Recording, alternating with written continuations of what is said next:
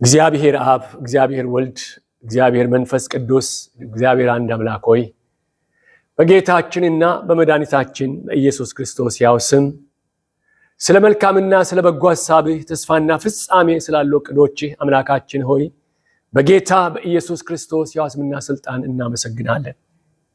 የዘላለም አምላክ የዘላለም አባት እግዚአብሔር ሆይ በዚህ በሰጠን ጊዜና ሰዓት በመካከላችን ስለነበርክና ስላለህ አምላክ ሆይ በዝማሬ ደግሞ አንተን እንድናመልክ አንተን ከፍ ከፍ እንድናደርግ አንተን እንድናወድስ እግዚአብሔር ሆይ አንተ ድንቅ አምላክ እውነት ስለሆንክ ደግሞ እናመሰግናለን።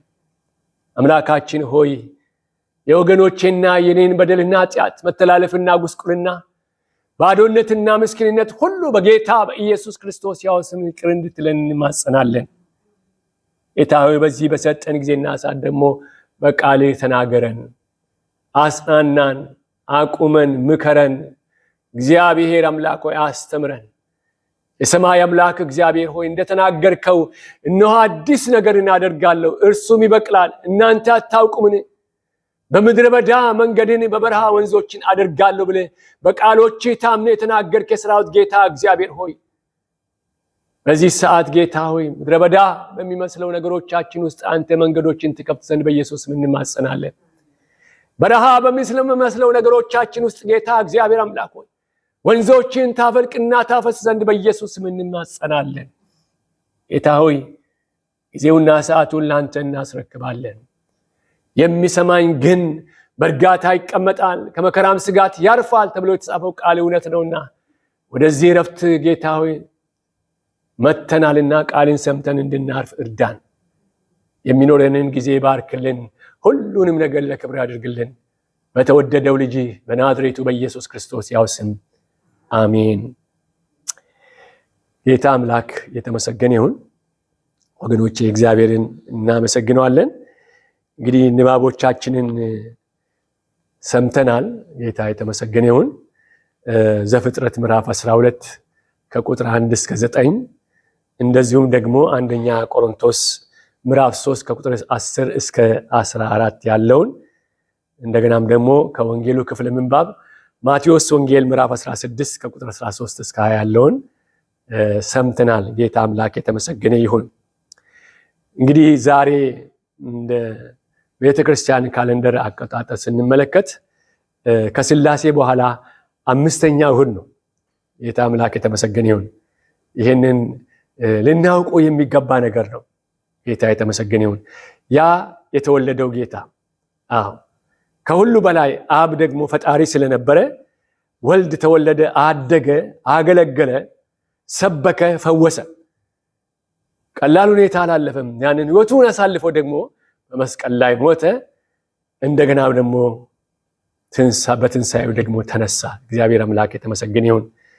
ስለዚህ እሱ በመነሳቱ ደግሞ ክብር መንፈስ ቅዱስ ወደዚህ ምድር እየጸለዩ ባሉበት በባሪያዎቹ መካከል ካረጋጋቸውና ሰላም ለእናንተ ይሁን ካላቸው በኋላ በእነሱ ላይ ደግሞ ክብር መንፈስ ቅዱስ ወረደ። ስለዚህ አብ ወልድ መንፈስ ቅዱስ በመለኮት አንድ አምላክ እግዚአብሔር አምላክ የተመሰገነ ይሁን። ስለዚህ ትንሣኤውን ያክብረናል።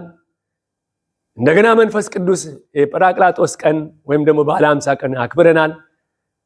እንግዲህ ከዛ በኋላ እንግዲህ የትሪኒቲ ሳንዴ ወይም ደግሞ ቅድስት ሥላሴ እሁድ ይሄንን መለኮትነቱን እያሰብን ደግሞ ቤተክርስቲያን አክብራለች። ጌታ የተመሰገነ ይሁን። ከዛ በኋላ ነው እሁዶቹን ደግሞ እየቆጠረች እንደገና ወደ ጌታ ልደት ወደ መወለዱ ደግሞ የምንሄደውና ደስ ይለኛል። ጌታ የተመሰገነ ይሁን።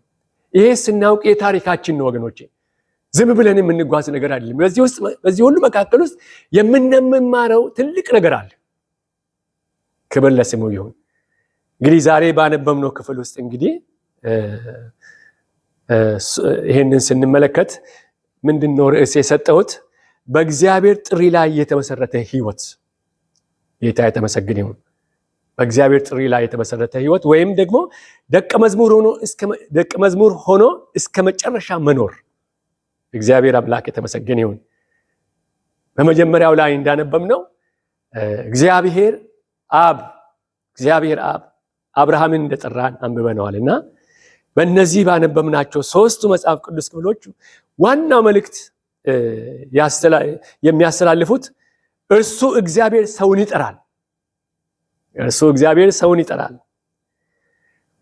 በክርስቶስ ማመን ደግሞ ያመኑትን ደግሞ ያቆማል። ከዚያም በትክክለኛው መሰረት እንዲገነቡ ደግሞ ሰዎችን ይጠይቃል። አብርሃም ተጠራ፣ ጴጥሮስ ኢየሱስን አወቀ፣ ጳውሎስ ሕይወታችንን በክርስቶስ መሰረት ደግሞ እንድንገነባ አስተማረ። ጌታ የተመሰገነ ይሁን።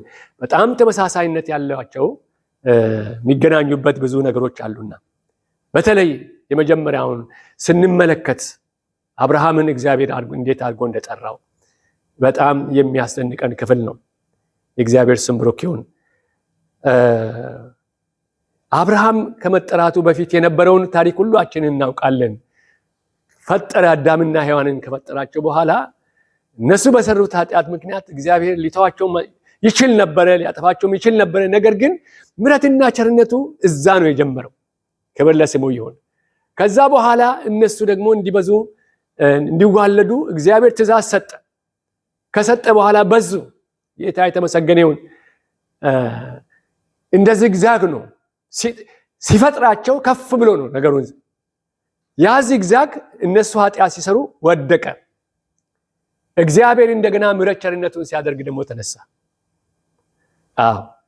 ከዛ በኋላ ደግሞ በዚህ አይነት ሁኔታ እየቀጠለ ሰው እየበዛ በሚሄድበት ጊዜ በኖህ ጊዜ ደግሞ እግዚአብሔር አካባቢ ላይ ሰውን በመፍጠር ተጸጸትኩ አለ። ምክንያቱም ወደዛ ለመሄድ አልፈልግም በማሳጠር ነው የምናገረውና ለምን ራሱን በራሱ የሚቃወምም ደግሞ የሚቃረን ሳይሆን የሰውን ክፋት ነው የተጸጸተው። የተሰራውን ነገር እናውቃለን በዛ ስፍራ። ከዛ ከፍ ብሎ የጀመረው ሲፈጥር ኃጢአት በመስራታቸው ወደቀ።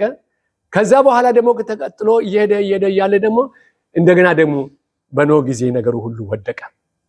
በዛ ብቻ አልቀረም። ኖህን አዘዘ መርከቡን በምድረ በዳ ኖህ ታዘዘ። ወንዝ በሌለበት ምንጭ ምንም በሌለበት በዛ በምድረ በዳ እግዚአብሔር አዞኛል ብሎ ቋ ያረጋል። አላፊና አግዳሚ ይሄ ሞኝ እግዚአብሔር መርከብ ስራልኝ ብለው ይቀልዱበት ነበረ። ከዛ በኋላ ያ እንግዲህ እግዚአብሔር ያቺን 40 ቀንና 40 ሌሊት መርከቡ ተሰርታ ካለቀች በኋላ እዛ ውስጥ ይዞ መግባት ያለበትን ነገር ይዞ ገባ።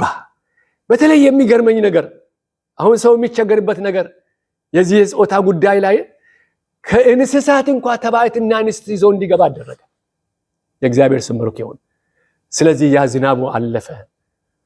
እግዚአብሔር ምሕረትን አደረገ። ከዛ በኋላ እግዚአብሔር አንድ ታሪክ ለመጀመር ስለፈለገ አብርሃምን ጠራው። ጌታ አምላክ የተመሰገነ ይሁን። አብርሃምን ሲጠራው ስንመለከት ያየነው በዚህ ክፍል ውስጥ ክፍሉ ምንድነው የምናየው? ስለ እምነት ነው የምናየው። መታዘዙን ነው የምናየው። በጥሪ ውስጥ ተስፋ እንደሰጠው እንመለከታለን። ደግሞ አምልኮ ጀመረ። ቅድም እንዳነበብ ነው። ጌታ የተመሰገነ ይሁን። እግዚአብሔር አብርሃምን ጠራ። ቁጥር 1 እና 3 ላይ ይህንን የምናገኘው። ሲጠራው እግዚአብሔር አብርሃምን ከሀገሩ ከዘመዶቹና ከአባቱ ቤት እንዲወጣ አዘዘው። ይገርማችኋል። ወዴት እንደሚሄድ አላውቅም። ነገር ግን ትእዛዙን ተቀብሎ ወጣ። አብርሃም ወዴት እንደሚሄድ ሙሉ በሙሉ ሳያውቅ እግዚአብሔር እንዲታመን ጠራው። ይህ እምነት ማለት ነውና ይህንን አድርጎ ተከተለው። ጌታ የተመሰገነ ይሁን። ስለዚህ ቀላል ነገር አይደለም። በዚህ ውስጥ ወገኖቼ በእግዚአብሔር ጥሪ ላይ ለመመስረት ቀላል አይደለም። እግዚአብሔር ይህን ሰው ጠራው። ከዛ በኋላ በቁጥር 2 እና 3 ላይ ደግሞ የምንመለከተው እግዚአብሔር ለአብርሃም እንዲህ ያለ ተስፋ ሰጠው። ከጠራ በኋላ እሱም ሰምቶ ወጣ። ያንን ታዞ ወጣ። በእምነት ወጣ። ወገኖቼ ቅድም እንዳነበብነው በዛ በክፍሉ ላይ ደግሞ እግዚአብሔር አልተወውም። የተስፋ ቃል ሰጠው። የእግዚአብሔር ስም ብሩክ ይሁን። ያንን የተስፋ ቃል ስንመለከት እግዚአብሔር ለአብርሃም እንዲህ ያለ ተስፋ ሰጠው። ምንድነው የሰጠው? ታላቅ ሕዝብ አደርግሃለሁ አለ። እግዚአብሔር ስም ብሩክ ይሁን። እባርክሃለሁ አለው። ስምህን አከብራለሁ አለው። ለሌሎች በረከት ትሆናለህ አለ። የሚባርኩህን እባርካለሁ፣ የሚረግሙህን እረግማለሁ፣ የምድር ነገዶች ሁሉ ባንተ ይባረካሉ የሚል ተስፋ ቃል ሰጠው። ጌታ አምላክ የተመሰገነ ይሁን። ቁጥር 4 እና 5 ላይ ስታነቡ አብርሃም እግዚአብሔር እንደነገረው ሄደ። አብርሃም ከካራን በወጣ ጊዜ የ75 ዓመት ሰው ነበረ ይላል። አብርሃምም ሚስቱን ሶራን የወንድሙን ልጅ ሎጥን ያገኙትን ከብት ሁሉ በካራን ያገኛቸውን ሰዎች ይዘው ወደ ከነዓን ምድር ለመሄድ ወጣ ይላል። ቁጥር 4 እና 5 ላይ ታዘዘ። ልብ በሉ፣ መጀመሪያም መስማቱ ቀላል አይደለም። የሆነ ሆኖ አብርሃም 75 ዓመት ሲሆን የእግዚአብሔርን ቃል በመታመን ወጣ። እግዚአብሔር አምላክ የተመሰገነ ይሁን። ይህ እውነተኛ እምነት በተግባር መገለጡን ነው የምናየው። ታዞ በመውጣቱ በተለይ ቁጥር 6 እና 7 ስንመለከት ደግሞ እግዚአብሔር ተስፋውን አረጋገጠለት። ምን ብሎ ነው ያረጋገጠለት? አብርሃም ወደ ከነዓን በደረሰ ጊዜ እግዚአብሔር ተገለጠለት ይላል። እግዚአብሔር አምላክ የተመሰገነ ይሁን። ምንኛ የታደለ ሰው ነው! ወደዛ በደረሰ ጊዜ እግዚአብሔር ወዳለው ወደ ቦታው በደረሰ ጊዜ እግዚአብሔር ተገለጠለት። ይህ እውነተኛ እምነት ተግባር መገለጡን ያስተምራል። እግዚአብሔር ስም ብሩክ ይሁን። ስለዚህ ያችን ወደ ከነዓን በደረሰ ጊዜ እግዚአብሔር ተገለጠለትና ይህችን ምድር ለዘር እሰጥሃለሁ አለው ብሎ ተስፋ አረጋገጠለት። እግዚአብሔር አምላክ የተመሰገነ። ተመልከቱ፣ አሰራሩን ስትመለከቱ፣ ያንን ከዘፍጥረት ጀምራችሁ ስትመለከቱ፣ እነዛ የሕግ መጽሐፍቶችን 5ቱን የሕግ መጽሐፍቱን አስቡ። ሕዝቡን እግዚአብሔር ያ ብዙ ተባዙ ካለ በኋላ ያስተምራቸው ነበር፣ በነዛ በሕግ መሰረት እንዲኖሩ። ከዛ በኋላ ወገኖቼ ተስፋውን ካረጋገጠ በኋላ ሁኔታዎች ቢከብዱም እግዚአብሔር ቃሉን እንደሚፈጽም ያሳያል። እግዚአብሔር አምላክ የተመሰገነ ይሁን። አብርሃም ሲገለጥለት ምንድነው ያደረገው? ቁጥር 7 እና 5 ላይ 7 እና 8 ላይ እንዲህ የሚል ቃል እናነባለን በመጽሐፍ ቅዱሳችን ውስጥ። እኔ ያነበዋለሁ።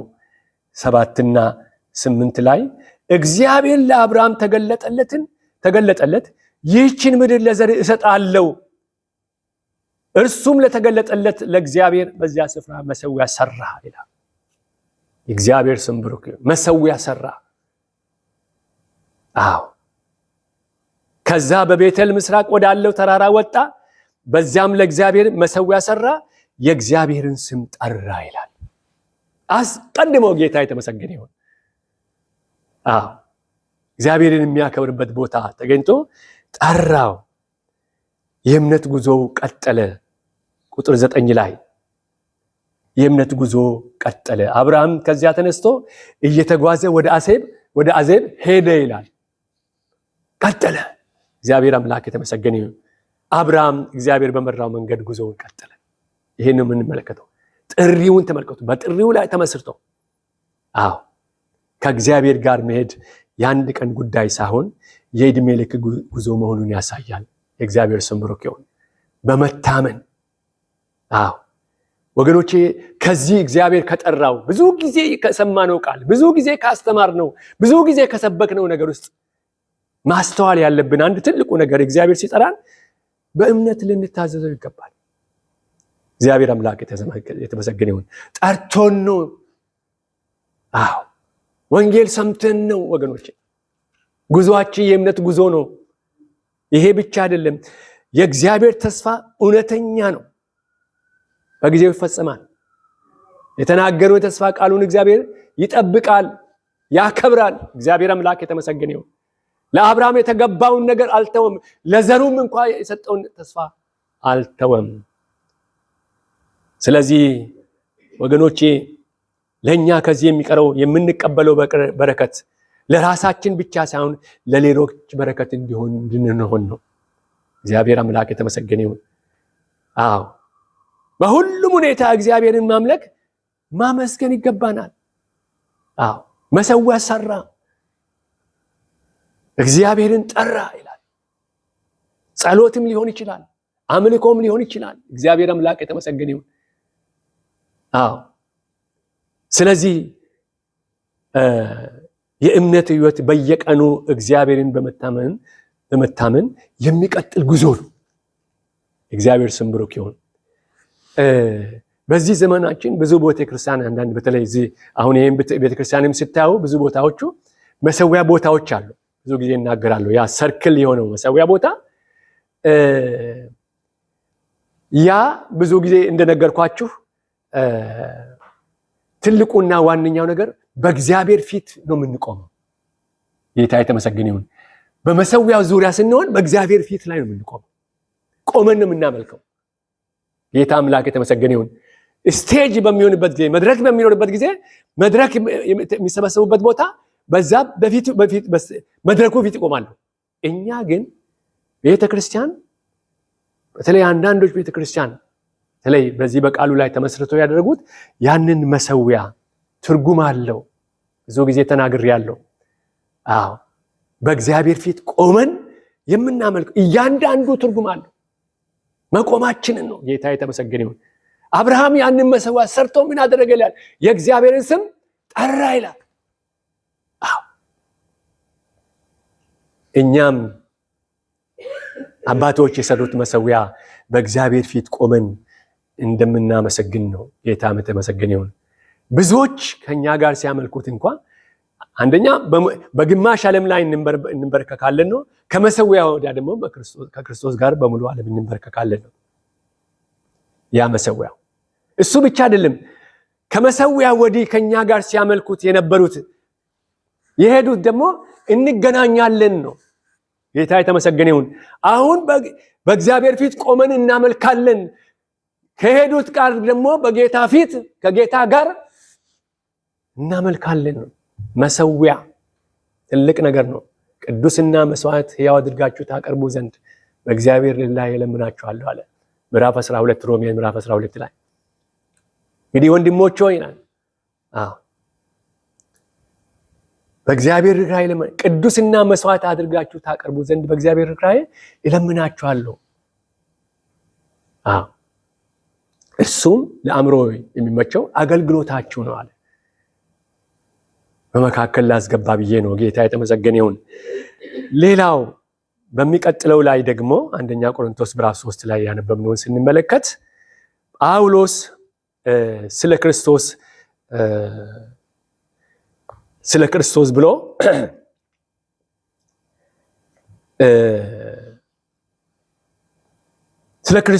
ስለ ክርስቲያን ሕይወትና አገልግሎት የሚያስተምረው በህንፃ ምሳሌ ነው። ቅድም በምን መሰረት ሰርታል ብለን ዘምረናል። ጌታ የተመሰገነ ይሁን። ስለዚህ የእግዚአብሔር ባሪያ ደግሞ ዋና ትምህርቱ በዚህ ስፍራ ላይ የሚያስተምረው ለተጠሩ ሰዎች ኢየሱስ ክርስቶስ ብቸኛ መሰረት ነው። ለዚህ ነው ቁጥር 11 ላይ ምንድን ነው የሚለው? ቁጥር 10 እና 11 የእግዚአብሔር ጸጋ እንደተሰጠኝ መጠን እንደ ብልሃተኛ ያናጺ አለቃ መሰረትን መሰረትኩ፣ ሌላውን በላዩ ላይ ያንጻል፣ እያንዳንዱ ግን በእርሱ ላይ እንዴት እንዲያንጽ ይጠንቀቅ ይላል። ከተመሰረተው በቀር ማንም ሌላ መሰረት ሊመሰረት አይችልም፣ እርሱም ኢየሱስ ክርስቶስ ነው ይላል። ጌታ አምላክ የተመሰገነ ይሁን። አዎ ማንም ይላል። የክርስቶስ እምነት በኢየሱስ ክርስቶስ ላይ ብቻ ነው የክርስቲያን እምነት። ይቅርታ። ስለዚህ ሌላ መሰረት ማንም ሊኖር አይችልም። ቁጥር 11 ላይ ይህንን ነው የሚናገረው። ሁሉም በዚህ መሰረት ላይ ይገነባሉ። ቁጥር 10 እና 12 ላይ ይህንን ነው የሚናገረው። ቅድም እንደተናገረው በተለይ እነዚህ የቆሮንቶስ ቤተ ምዕመናንን ሐዋርያ ጳውሎስ ብዙ ዋጋ ከፍሎባቸዋል ሊመክራቸው። አጥንተነዋልና እናውቀዋለን። ስለዚህ የመከፋፈላቸው ነገር አይደለም። ያ መጀመሪያ ሰምቶ የተቀበሉት የኔን ጸጋ በሱ እንዲኖሩ፣ በሱ እንዲበረቱ፣ በሱ ደግሞ የእግዚአብሔርን ነገር በክርስቶስ አለት በሆነው ላይ መሰረታቸውን መስርተው አገልግሎታቸውን እንዲቀጥሉ ይናገራል። ጌታ አምላክ የተመሰገነ ይሁን። ሁሉም በዚህ መሰረት ላይ ይገነባሉ። ክርስቶስ በኋላ የምንኖረው ህይወት፣ የምናገለግለው አገልግሎት እና የምንሰራው ስራ የህንፃ ግንባታ ነው። የህንፃ ግንባታ ነው። እንግዲህ የህንፃ ግንባታ እንዴት እንደሆነ አስበው። ጥንቃቄ ይጠይቃል። እግዚአብሔር አምላክ የተመሰገነ ይሁን። ወርቅ፣ ብር ይላል የከበረ ድንጋይ ጥራት ያለውና ለእግዚአብሔር የሚያስከብር ስራ ያመለክታል። እንግዲህ ከተመሰረተው በቀር ማንም ሌላ መሰረት ሊመሰረት አይችልም። እርሱም ኢየሱስ ክርስቶስ ነው። ማንም በዚህ መሰረት ላይ በወርቅ ቢሆን፣ በብር፣ በከበረ ድንጋይ፣ በእንጨት፣ በሳርም ወይም አገዳ ቢያንስ እያንዳንዱ ስራ ይገለጣል ይላል። ይገለጣል ነው የሚለው። በዚህ መሰረት ላይ፣ በጽኑ መሰረት ላይ ይገነባሉ። ከክርስቶስ በኋላ የምንኖረው ህይወት፣ የምናገለግለው አገልግሎት፣ የምንሰራው ስራ የህንፃ ግንባታ ነው። እግዚአብሔር አምላክ የተመሰገነ ይሁን።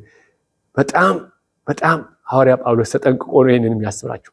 ይሄን ከተናገረ በኋላ ምዕራፍ 12 ላይ ስለ ጸጋ ስጦታዎች ነው ያለፈው ጊዜ እንዳየ ነው እንደተማር ነው ሃርሞኒ እንዲያደርጉ ነው። ያ የተሰጠው የተለያየ ጸጋ ስጦታ እርስ በርሳቸውን እንዲያንጽ፣ ቤተክርስቲያንን እንዲያንጽ ነው። አሁን 11 ላይ ይሄንን ነው የሚያስተምረው። ለተጠሩት ለተመረጡት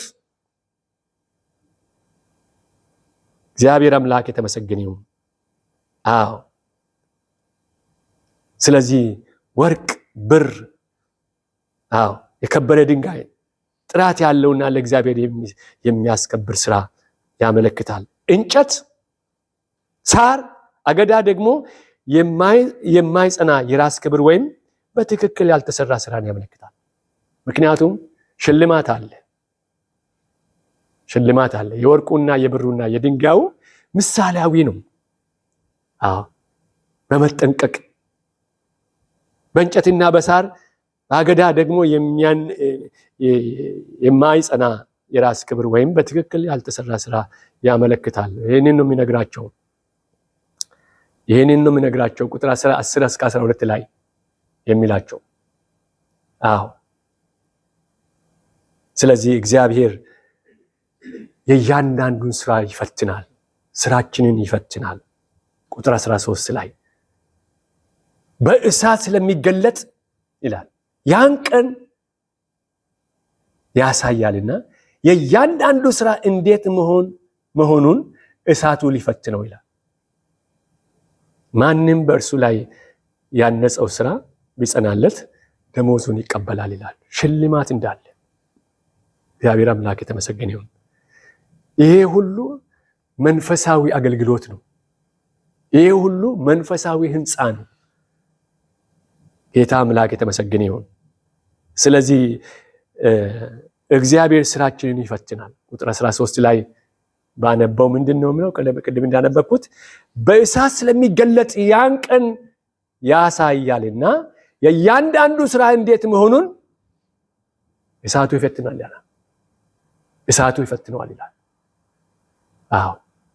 የምንጠየቅበት እሳት የሚለው የእግዚአብሔር ፍርድ ፈተናን ያመለክታል። ቀላል ነገር አይደለም። እነዚህ ተጠርተዋል። እግዚአብሔር ስም ብሩክ ይሁን። ተጠርተዋል። እግዚአብሔር የስራችንን ጥራት ይመረምራል። መጠኑ ብቻ አይደለም። ዓላማውንና ታማኝነቱን ያያል። ጌታ አምላክ የተመሰገነ ይሁን። ስለዚህ ታማኝ ስራ ዋጋ ያስገኝልናል። ማንም በእርሱ ላይ ያነጸው ስራው ቢጸናለት ደሞዙን ይቀበላል ይላል። የእግዚአብሔር ስም ብሩክ ይሁን። ደሞዙን ይቀበላል እያለ የጸና የጸና ስራ የሰራ ሰው ከእግዚአብሔር ደሞዝ ሽልማት ይቀበላል። ይህ ክፍል በዋናነት ስለ ክርስቲያን ወይም ደግሞ ስለ አማኞች ስራ ግምገማና ሽልማት እንጂ ስለ መዳን መሰረት አይደለም የሚያስተምረው። መዳን በክርስቶስ ላይ ባለው እምነት ይመሰረታል። እግዚአብሔር ስም ብሩክ ይሁን። ስለዚህ ነው የእግዚአብሔር ባሪያ የእግዚአብሔር ጸጋ እንደተሰጠኝ መጠን እንደ ምልሃተኛ አናጺ አለቃ መሰረትን መሰረቱ፣ ሌላ በላዩ ላይ ያንጻል እያለ በምን አይነት ሁኔታ እንደሚታነጽ ይናገራል። በእግዚአብሔር ጸጋ ላይ። ጸጋ ማለት ያለ ዋጋ ያለ ብድራት የተሰጠ ማለት ነው። ጌታ አምላክ የተመሰገነ ይሁን። ስለዚህ መሰረታችን በዚህ ስናጠቃልለው መሰረታችን ኢየሱስ ክርስቶስ ነው። ጌታ የተመሰገነ ይሁን። አዎ ያማኝ ሁሉ የኛ መሰረታችን ጌታ ኢየሱስ ክርስቶስ ነው። በዛ መሰረት ላይ እንዴት እንደምንገነባ መጠንቀቅ አለብን። ጌታ አምላክ የተመሰገነ ይሁን። አዎ ልንጠነቀቅ ያስፈልጋል። እግዚአብሔር የእያንዳንዳችንን ስራ ይፈትናል። አዎ መውጣት መግባታችን ያያል ወገኖች። ጠቅላላ የህይወት አገልግሎታችንን ሁሉ ያያል። የሚጸና ስራ የሰራ ሰው በመጨረሻ ላይ ሽልማት ይቀበላል። እሱ ያዘጋጀውን። ጌታ የተመሰገነ ይሁን። ይሄ ከንጹህ ልብና ከበጎ ሕሊና ጌታን የምንከተል ከሆነ ጌታን የምናገለግል ከሆነ የሚጠብቀን ነገር አለ። እስከ ዕለተ ሞት ድረስ የታመንኩ ነኝ እኔም የሕይወት አክሊል እሰጥሃለሁ አለ ለዮሐንስ። ጌታ የተመሰገነ ይሁን። ስለዚህ ወገኖቼ ክርስትና ምን ያህል ዋጋ ሊያስከፍል እንደሚችል ቀጥሎ በዚህ በወንጌሉ ላይ ደግሞ ያየነው ምዕራፍ 16 ላይ የሚናገረው አንድ ሐሳብ አለው። አዎ በወንጌል ውስጥ ከሚገኘው እጅግ ስንመለከት ጌታ አምላክ የተመሰገነ ይሁን። ማቴዎስ ወንጌል ምዕራፍ 16 ቁጥር 13 እስከ 20 ደግሞ በወንጌል ውስጥ ከሚገኙት እጅግ አስፈላጊ ክፍሎች አንዱ ነው። ለምንድን ነው አንዱ የሆነበት ምክንያት? ዋናው መልእክቱ ኢየሱስ ማን እንደሆነ ቤተክርስቲያን በምን መሰረት እንደምትቆም እና ለደቀ መዛሙርቱ የተሰጠ ኃላፊነት ያሳያል። ስለዚህ ነው ጌታ ኢየሱስ ክርስቶስ ቁጥር 13 እስከ 15 ላይ ሲጠይቀው ምን አለ ወገኖቼ?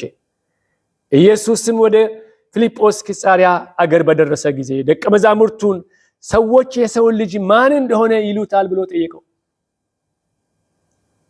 አዎ ማን ይሉታል ብሎ ጠየቀ። እነርሱም አንዳንዱ መጥምቁ ዮሐንስ፣ ሌሎችም ኤልያስ፣ ሌሎችም ኤርሚያስ ወይም ከነቢያት አንዱ ነው ይላሉ አሉት። እርሱም እናንተስ እኔን ማን እንደሆን ትላላችሁ ብሎ አላቸው ይላል። አዎ ጥሩ ጥያቄ ነው። ይገርማችሁ ሁሉን ወክሎ ሲሞን ጴጥሮስ መልስ ሲሰጥ እንመለከታለን። ሁሉን ወክሎ ስለዚህ እኔ ማንን ትሉኛላችሁ አለ። ማን ትሉኛላችሁ አለ። አዎ ማን ትሉኛላችሁ አላቸው። ቁጥር 13 እስከ 15 ላይ አሁን እንደነገርኳችሁ ሰዎች ስለ ኢየሱስ የተለያየ አስተያየት ነበራቸው። ዛሬም በዘመናችን እንደዚህ ነው። የተለያየ ነገር ግን ደቀ መዛሙርት የግል እምነታቸውን ቀጠሉ። እግዚአብሔር አምላክ የተመሰገነ ይሁን። አዎ ይህ ጥያቄ ዛሬም ለእያንዳንዱ ክርስቲያን የሚቀርብ ነው። ለሚያምን ሁሉ ኢየሱስን ማን እንለዋለን ብንጠየቅ፣ አዎ ይሄንን አፋችንን ሞልተን ልንል ያለው ነው። የጴጥሮስ እምነት ቁጥር 16 እና 17 ላይ ምን አለ ሲናገር እንዲህ ብሎ ተናገረ። ቁጥር ስምዖን ጴጥሮስ መልሶ አንተ ክርስቶስ የሕያው የእግዚአብሔር ልጅ ነህ አለው። ኢየሱስም መልሶ እንዲህ አለው፣ የዮናስ ስምዖን ልጅ በሰማያት ያለው አባቴ እንጂ ስጋና ደም ይህንን አልገለጠልህምና ብፁዕ ነህ አለው። አንተ ክርስቶስ ጌታ አምላክ የተመሰገነ። አንተ ክርስቶስ የሕያው እግዚአብሔር ልጅ ነህ። ክርስቶስ የተሾመ የተመረጠ የተመደበ ምን ለማድረግ? ሊያገለግል። ጌታ አምላክ የተመሰገነ ይሁን። ብዙ ጊዜ ጴጥሮስ ወክሎ ነው የሚናገረውና ፈጥሮ መለሰ። በዚህ ቦታ ላይ ቁጥር 16 እና 17 ላይ እንዳነበብ ነው። አዎ አንተ ክርስቶስ ሕያው የእግዚአብሔር ልጅ ነህ፣ የተቀባህ ነህ፣ የተሾምክ ነህ፣ የተመረጥክ ነህ አለው። ልጆቹን ሊያገለግል። አዎ ይሄ ጥያቄ የሁሉ ክርስቲያን እምነት ምንነት ነው በሚጠየቁበት ጊዜ። አዎ የክርስቲያን እምነት መሰረት መግለጫ ነው። ኢየሱስ ይህን ዕውቀት ከሰው ሳይሆን ከእግዚአብሔር እንደተገለጠለት ተናገረ። እግዚአብሔር አምላክ የተመሰገነ ይሁን። በዚች ዓለት ላይ ቤተ ክርስቲያንን እሰራለሁ አለ። ጌታ የተመሰገነ ይሁን። ጌታን በትክክል አውቆ የሚመሰክሩ በእነሱ ላይ ምን አለ? የጌታ ቤት አለ። አዎ ይሄ ቤት በስም የተጠራና የተቀመጠ አይደለም። እያንዳንዱ ምእመን እግዚአብሔር አምላክ የተመሰገነ ይሁን እውነተኛና ትክክለኛ ምስክርነትና አገልግሎት ለመስጠት በዚህ ዓለት ላይ ቤተክርስቲያንን እሰራለሁ። በተለይ ይህ ክፍል ስናስበው የክርስቲያን ባህሎች ስንመለከት የተለያየ መንገድ ይተረጉማሉ። እነዚህ ጌታ ያለውን በዚህች ዓለት ላይ ቤተክርስቲያንን እሰራለሁ የሚለውን የተለያየ ተረጓጎም ነው የሚሰጡት። አንዳንዶች ዓለት ጴጥሮስ እንደሆነ ያመለክታሉ። ሌሎች ደግሞ ዓለቱ ጴጥሮስ የተናገረው እምነት እሱ አንተ ሕያው ብሎ የእግዚአብሔር ልጅ ነህ ብሎ እንዳለ እሱ ነው ብሎ ይናገራሉ። ሌሎቹ ደግሞ ዓለት ራሱ ጴጥሮስ እንደሆነ ይናገራሉ የሚል አለ እና ኢየሱስ ክርስቶስ ነው የሚለው መግለጫ ነው ይላል። ስለዚህ በሁለቱ አመለካከት ያለው ቤተክርስቲያን በክርስቶስ ላይ እንደምትቆም ነው። በዚህም ይሁን በዛ ቤተክርስቲያን በክርስቶስ ላይ እንደምትቆም ነው። ጌታ አምላክ የተመሰገነ ይሁን። በውል አውቀን ካለ በኋላ ምንድነው? የገሃነም ደጆች አይችሏትም ማለት። ምክንያቱም እኛ ክርስቶስ ነን ብለን ኮንፌስ እያደረግን አገልግሎታችን ስንጀምር ብዙ ነገር አለ፣ ብዙ ፈተና ይመጣል፣ ብዙዎች ተፈትነውበታል። እንደዚህ ብሎ አምኖ በሚያገለግሉበትና በሚኖሩበትና ህይወታቸው አድርገው በሚመሩበት መንገድ ብዙ ከስጋም ከዓለምም ከሰይጣንም ብዙ ፈተና አለ። ስለዚህ በአጠቃላይ ጌታ ኢየሱስ ክርስቶስ የገሃነም ደጆች አይችሏትም። የሞትና የክፉ ኃይሎች ቤተክርስቲያንን አሸንፏት። እግዚአብሔር ስም ብሩክ ይሁን። never ever አሸንፏት። ምክንያቱም ቤተክርስቲያን የክርስቶስ ናት። እግዚአብሔር አምላክ የተመሰገነ ይሁን። የክርስቶስ ናት። ስለዚህ መንግስተ ሰማያት መክፈቻ ቁልፍ እሰጥሃለሁ አለ ቁጥር 19 ላይ ምን አለው? ይሄንን ካለ በኋላ ደስ የሚለኝ የመንግስተ ሰማያትን መክፈቻ እሰጥሃለሁ፣ በምድር የምታስረው ሁሉ በሰማያት የታሰረ ይሆናል፣ በምድርም የምትፈታው ሁሉ በሰማያት የተፈታ ይሆናል። ያን ጊዜም እርሱ ክርስቶስ እንደሆነ ለማንም እንዳይናገሩ ደቀ መዛሙርቱን አዘዛቸው ይላል። ጌታ አምላክ የተመሰገነ ይሁን። ማሰርና መፍታት የሚለው ደግሞ በእግዚአብሔር ቃል መሰረት የመንፈሳዊ ፍርድ አስተዳደር ስልጣን ነው። ጌታ የተመሰገነ ይሁን። ይሄን አውቶሪቲ ሰጥቶናል ወገኖቼ። ክርስቶስን ባመን ጊዜ ማሰር መፍታት ስልጣን ተሰጥቶናል። እንዲያውም ይሄ ብቻ ሳይሆን ማቴዎስ ወንጌል ምዕራፍ 18 ቁጥር 18 ላይ በሌሎች ክፍሎች ደግሞ ይሄንን 18 ላይ ለሌሎች ደቀ መዛሙርት ደግሞ ተሰጥቷል። ምን ብሎ ነው የተሰጠው? በዛ ስፍራ ላይ እውነት እላችኋለሁ በምድር የምታስሩት ሁሉ በሰማያት የታሰረ ይሆናል፣ በምድር የምትፈቱት ሁሉ በሰማያት የተፈታ ይሆናል። ለጴጥሮስ ብቻ ሳይሆን ለሌሎችም ተሰጥቷል። እግዚአብሔር አምላክ የተመሰገነ ይሁን። ተጠርተን በሱ ላይ ስንመሰረት ያለን የተሰጠን ስልጣን ቀላል አይደለም። ስለዚህ ለምን ዝም እንዲሉ አዘዛቸው? ለምን ዝም እንዲሉ አዘዛቸው? እንዳይናገሩ። ምክንያቱም በዚያን ጊዜ መሲህን የሚጠብቁ ከእስራኤል መሪዎች የሆኑት አሉ። ስለዚህ በሮቹን ሊዘጉ ይችላል።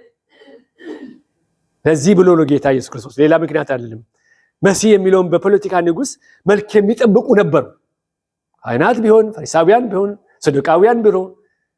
ስለዚህ እስከ መጨረሻ ድረስ እንዲያውም ታሪኩን እንደምናውቀው ያ እንዳይሆንና የሚያገለግለውን ነገር መጨረሻ ድረስ ኮምፕሊት ሊያደርግ ያለውን እንዳያቆሙ እንዳይናገሩ አዘዛቸው።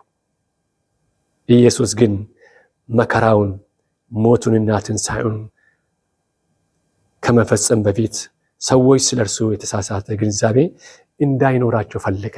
ለዚህ ነው፣ ሌላ ምክንያት አይደለም። ኮምፕሊት ሊያደርገው ያለው ከፊት ለፊቱ ሊከፍል ያለው ዋጋ ስላለ ነው እንጂ በሌላ ምክንያት እንዳይናገሩ ብሎ አላዘዘም። ጌታ የተመሰገነ ይሁን። ስለዚህ በአጭሩ ኢየሱስ ክርስቶስ የሕያው የእግዚአብሔር ልጅ ነው። አሜን ትላላችሁ? እግዚአብሔር አምላክ የተመሰገነ ይሁን። ይህ እውነት ማመን የክርስቲያን እምነት መሰረት ነው። እግዚአብሔር አምላክ የተመሰገነ ይሁን። ይሄ ፋውንዴሽኑ ነው፣ ቤዙ ነው፣ መሰረት ነው። ቤተ ክርስቲያን የክርስቶስ ናት። እርሱ ይጠብቃታል። አሜን ነው። ግንቡ አይደለም። እናንተና እኔ ብዙዎችን ደግሞ ስናመልክ ደግሞ ይጠብቀናል። እግዚአብሔር አምላክ የተመሰገነ ይሁን። በሰማይ በምድር ስልጣን ተሰጠኝ ብሎ የሰጠው ትእዛዝን ስትመለከቱ ካዘዛቸው ሂዱ፣ አጥምቁ፣ አስተምሩ፣ ደቀ መዛሙርት አድርጉ ካላቸው በኋላ 20 ላይ ነው እስከ ዓለም ፍጻሜ ድረስ ሁል ጊዜ ከእናንተ ጋር ነኝ አለ። የእግዚአብሔር ስም ብሩክ ይሁን። የእግዚአብሔር ስም ብሩክ ይሁን። ስለዚህ ወገኖቼ ደቀ መዛሙርት ወንጌልን በማወጅ ለሰዎች ወደ መንግስተ ሰማያት የሚወስደውን አገልግሎት ተሰጣቸው። ለእነሱ ብቻ አይደለም፣ ለእኛም ተሰጥቶናል። አሜን ነው። ለሁላችን ተሰጥቶናል። ክብር ለስሙ ይሁን። በዚህ ጌታችንን እያመን እንድንቀጥል ጌታ እግዚአብሔር ይርዳን። ይርዳን ወገኖቼ። ስለዚህ አሁን ሶስቱ ክፍሎች አንድ ላይ ሲታዩ አንድ የተያያዘ መልእክት አላቸው። መጠራቱን ስትመለከቱ፣ እንደገና ጴጥሮስ መናገሩን ስትመለከቱ፣ እንደገና ጳውሎስ ደግሞ የተጠሩት በአጠቃላይ በምን አይነት ሁኔታ መሰረቱን መስራት እንዳለባቸው እየተናገረ ያለ የተያያዘ መልእክት ያስተምራሉ። እግዚአብሔር ሰዎችን ይጠራል። አሜን ነው። በእምነት እንዲመላለሱ ግን ይፈልጋል። ሕይወታችንን በክርስቶስ መሰረት ላይ እንዲገነቡ እነሱን ጠራ፣ የእኛንም ደግሞ ይፈልጋል። እግዚአብሔር አምላክ የተመሰገነ ይሁን። በእግዚአብሔር ጥሪ ላይ በእምነት መጓዝ፣ ሕይወትን በክርስቶስ ላይ መገንባት ከዘፍጥረት 12:1-9 አይተን ነበረ። እግዚአብሔር አብርሃምን ጠራው። ጌታ አምላክ የተመሰገነ ይሁን። አብርሃም ሁሉን ትቶ በእምነት ታዘዘ። የእግዚአብሔር ተስፋን አምኖ ተጓዘ። እግዚአብሔር አምላክ የተመሰገነ ይሁን። በሄዱበት ሁሉ ለእግዚአብሔር መሠዊያ ሰራ።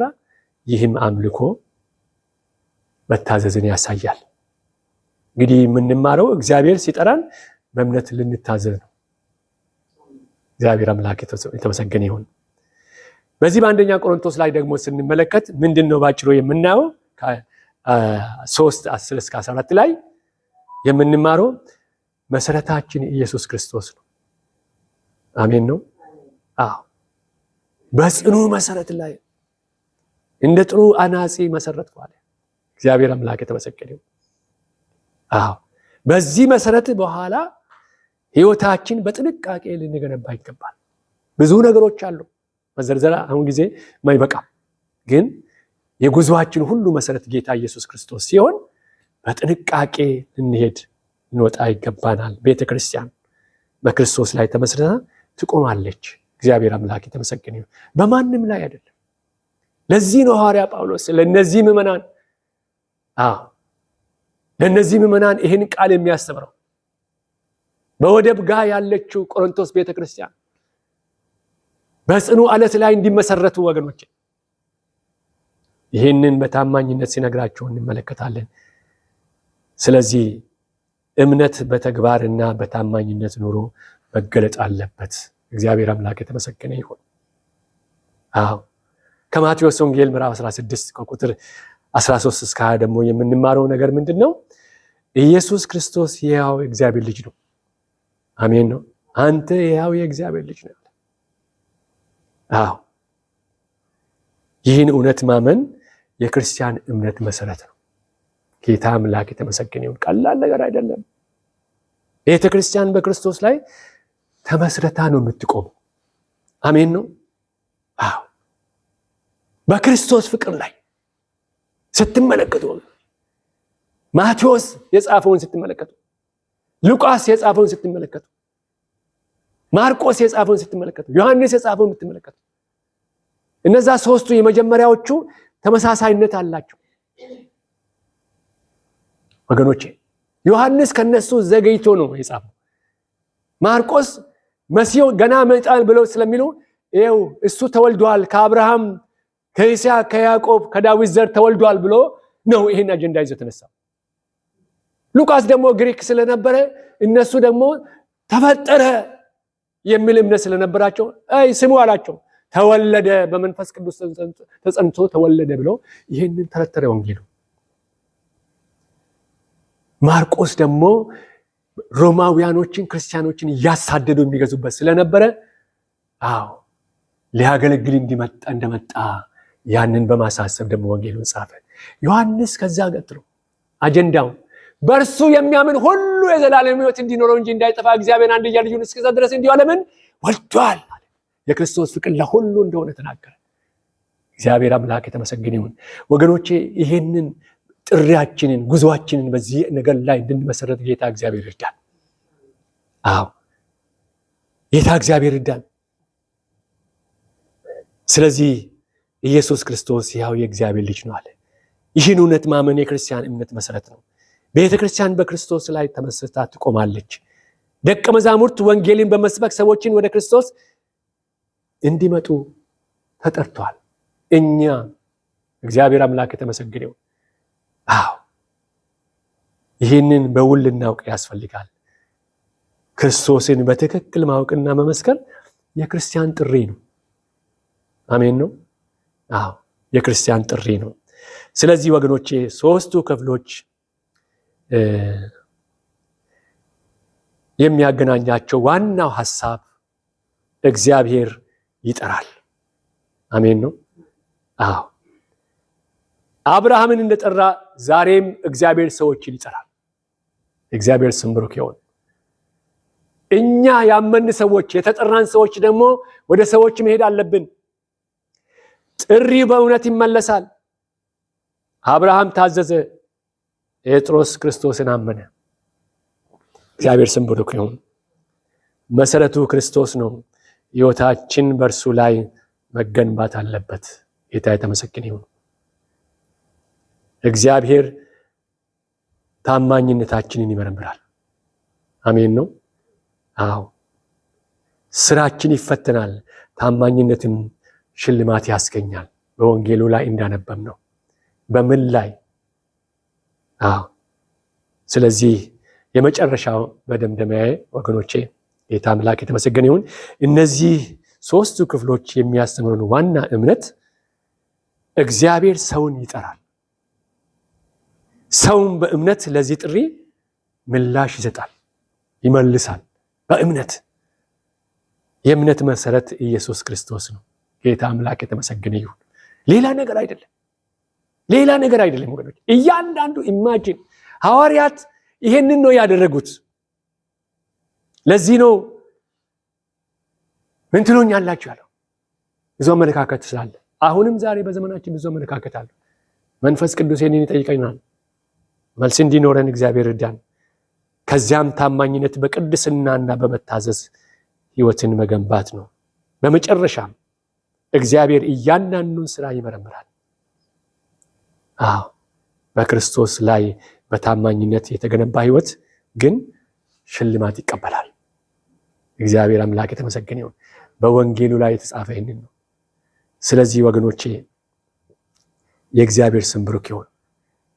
አብርሃምን ስንመለከት ታዞ ወጣ። በተለይ ታዞ ከወጣ በኋላ 15 ላይ ስታነቡ በቃ ደነገጠ። ይገርማቸዋል። ያለ ልጅ በመሄዱ ምክንያት ተነሳ ነው። ባነበው ደስ ይለኛል። በፍጥረት ምዕራፍ 15 ላይ ደነገጠና እንዲህ አለ። በጣም ልቤ ውስጥ ዘመናት ፈጅቷል ይሄ ነገር። እንደገና ከዚህ ነገር በኋላ ይላል የእግዚአብሔር ቃል በራእይ ወደ አብርሃም መጣ እንዲህ ሲል፣ አብርሃም ሆይ አትፍራ፣ እኔ ለአንተ ጋሻ ነኝ፣ ዋጋ እጅግ ታላቅ ነው። አብርሃምም አቤቱ እግዚአብሔር ሆይ ምንን ትሰጠኛለህ? እኔ ያለ ልጅ እሄዳለሁ። የቤቴ መጋቢ የደማስቆ ሰው ይህ ኤሌዘር ነው አለ። አብርሃምም ለእኔ ዘር አልሰጠኸኝም፣ እነሆ በቤቴ የተወለደ ሰው ይወርሰኛል አለ። እነሆም የእግዚአብሔር ቃል እንዲህ ሲል መጣለት፣ ይህ አይወርስም፣ ነገር ግን ከጉልበት የሚወጣ ይወርሳል። ወደ ሜዳውም አወጣውና ወደ ሰማይ ተመልከት፣ ከዋክብትንም ልትቆጥራቸው ትችል እንደሆነ ቁጥር አለው። ዘርህም እንደዚህ ይሆናል አለው። አብርሃም በእግዚአብሔር አመነ፣ ጽድቅ ሆኖ ተቆጠረለት ይላል። እግዚአብሔር አምላክ የተመሰገነ ይሁን። እንደገና ተገለጠለት። ምክንያቱም ኦልሞስት ወደ ገና ሲጠራ ወደ 75 ዓመቱ ላይ ነው። ይሄ ደግሞ ወደ 100 አካባቢ ሊደርስ ነው። ራደ፣ የቤቴ መጋቢ የደማስቆ ሰው ኤሌዘር ወርሰኛል ነው። አይወርስም፣ ከጉልበት የሚወጣ እርሱ ግን ይወርሳል። ተመልከቱ፣ እግዚአብሔር እንደዚህ ጠርቶት አልተወም። እንደዚህ ጠርቶ አይተወንም። ጌታ የተመሰገነ ይሁን። ዛሬም እንጠየቃለን። ጴጥሮስ እንደተጠየቀ እንጠየቃለን። ጌታ የተመሰገነ ይሁን። በምን ላይ ነው እየመሰረትን ያለ ነው? በምን ላይ ነው እየገነባን ያለ ነው? ቅድም መዝሙር ስንዘምር በምን መሰረት ላይ መሰረትክ ብለን ነው የዘመርነው። በምን መሰረት ሰርተሃል ከፍርድ እንድትድን? በኢየሱስ ብቻ ተስፋህን ማድረግ ይበቃል ቢሉኝ ምላሼ እንዲህ ነው፣ መሰረቴማ ጽኑ ነው፣ እሱ መድኃኒታችን ነው፣ ደሙም ሕማማቱ። አንድ አለት ይህ መሰረት ነው፣ ዘላለም የማይወድቅ። የሕይወት ዘመኔ ሲያልቅ እረፍቴ በርሱ ነው። ከምድር ስሰናበት ልዘምር ስለ ኢየሱስ ደም፣ አሁንና ለዘላለም ተስፋዬ እርሱ ነው ይላል። እግዚአብሔር አምላክ የተመሰገነ ይሁን። የምንዘምረውን በጥንቃቄ እያስተዋልን እንድንጓዝ እግዚአብሔር ይርዳን። ወገኖቼ የጀመርነውን ጉዟችን በመታመን እንድንፈጽም የሰማይ አምላክ እግዚአብሔር ይርዳን። ክብር ለስሙ ይሁን። እንጸልይ። ታንክ ዩ ጂሰስ። ሃሌሉያ። ሕያውና ዘላለማዊውን አምላካችን ሆይ በቅዱስ ቃል ስላስተማርከን እናመሰግናለን።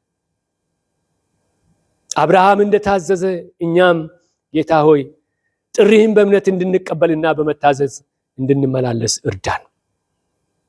ጌታ ኢየሱስ ሆይ አንተ የሕይወታችን ብቸኛ መሰረት ነህ። ሕይወታችንን፣ ቤተሰባችንን፣ አገልግሎታችንን ጌታ ሆይ እኛም የምንሰራውን ሁሉ በአንተ ላይ እንድንገነባ ጥበብና ጸጋን ማስተዋልን ስጠን። እንደ ጴጥሮስ አንተ ክርስቶስ የሕያው የእግዚአብሔር ልጅ ነህ ብለን በድፍረት እንድንመሰክር አጽናን።